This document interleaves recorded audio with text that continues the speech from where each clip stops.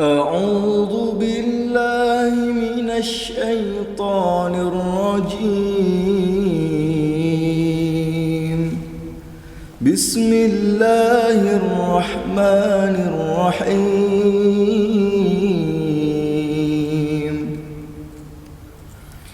ألم نشرح لك صدرك ووضعنا عنك وزرك الذي أنقض ظهرك ورفعنا لك ذكرك فإن مع العسر يسرا إن مع العسر يسرا فإذا فرغت فانصب وإلى ربك فارغب صدق الله العظيم.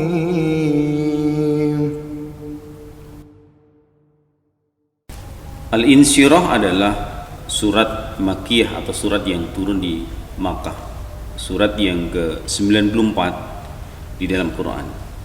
Surat ini sesungguhnya merupakan motivasi Allah kepada Rasulullah ketika Rasul ditimpa sebuah ujian yang begitu berat. Maka Allah datangkan sebuah motivasi sekaligus peringatan bagi Rasulullah Muhammad. Hei Muhammad, bukankah kami sudah meringankan? Artinya Nabi di tengah risalah dakwah yang begitu berat itu sesungguhnya Allah telah meringankan dirinya dan memuliakan dirinya dengan berbagai hal. Bahkan dalam ayat ini dikatakan wa rafa'na laka dzikra. Nama Rasulullah Muhammad ditinggikan oleh Allah dengan cara apa? Dengan cara disandingkan dengan nama Allah ketika seseorang mengucapkan dua kalimat syahadat. Ini wujud nyata cara Allah meninggikan nama Rasulullah Muhammad SAW.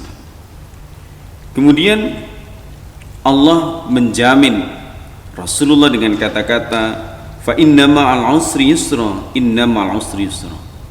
Yang namanya badai pasti berlalu, yang namanya kesusahan, ujian yang begitu berat, bahkan sebelum ujian itu berlalu, di tengah badai ujian itu terjadi, sesungguhnya solusi itu sudah didatangkan oleh Allah Subhanahu wa taala. Maka dalam ayat ini dikatakan sesungguhnya bersama kesulitan itu ada kemudahan. Jadi bukan setelah kesulitan, tapi saat kesulitan itu hadir di tengah-tengah kita, ada kemudahan yang oleh Allah Subhanahu wa taala datangkan kepada kita. Termasuk di dalam konteks ini tentu kepada Rasulullah dengan para pejuang-pejuang yang ada di sekitarnya. Makna secara umumnya tentu ayat ini berlaku bagi siapa saja termasuk diri kita. Artinya pada saat kita ditimpa musibah, sesuatu yang luar biasa datang menguji kita, Allah sudah menjaminnya dalam Quran. Ada kemudahan, ada solusi, ada jalan keluar terbaik jika kita bisa betul-betul membaca situasi dengan benar sebagaimana yang Allah dan Rasulnya tentukan. Kemudian dilanjutkan faida faragta fansab. Apabila kamu sudah selesai dalam satu perkara, maka segeralah berpindah pada perkara yang lain. Para ahli tafsir memaknai ayat ini demikian.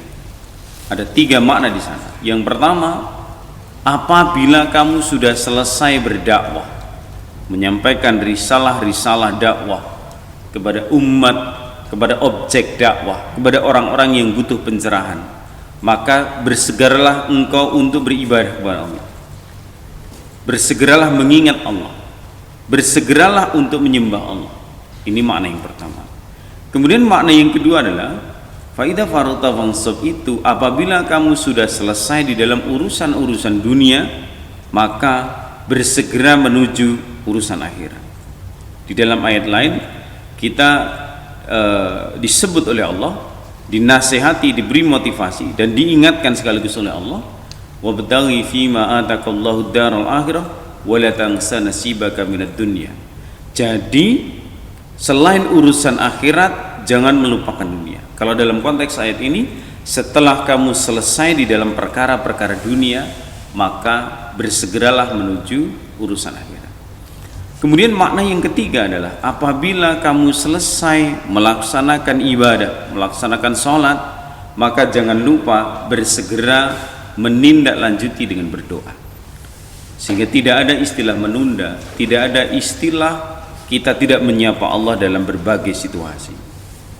Sehingga di dalam surat ini dipungkasi dengan kata-kata wa ila rabbika farghab, dan hanya kepada Tuhanmu engkau berharap.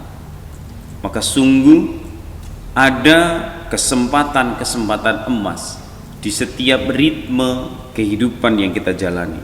Masya Allah, seandainya kita bisa membaca itu semuanya, kita bisa menata kehidupan kita dari setiap detik ke menit, menit ke jam, jam ke waktu yang lebih luas, dengan segala sesuatu yang benar-benar bermanfaat di mata Allah, maka akan datang kemudahan, kemuliaan, solusi, dan berbagai macam hal yang memudahkan diri kita.